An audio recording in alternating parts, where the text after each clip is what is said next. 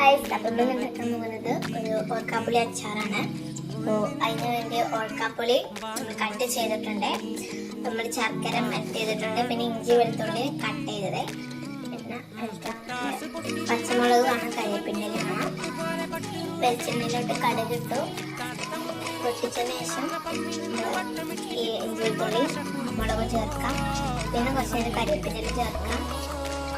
നല്ല മിക്സ് ചെയ്യുക. പിന്നെ മുളക് പൊടി, മഞ്ഞൾപ്പൊടി, ഉപ്പ് മാത്രം ചേർക്കാമല്ലോ. അപ്പം ചേർത്തിട്ട് ഇറക്കാം. പിന്നെ ഉപ്പപ്പൊടി ഇടാം. നല്ല രീതിയിൽ മിക്സ് ചെയ്യുക.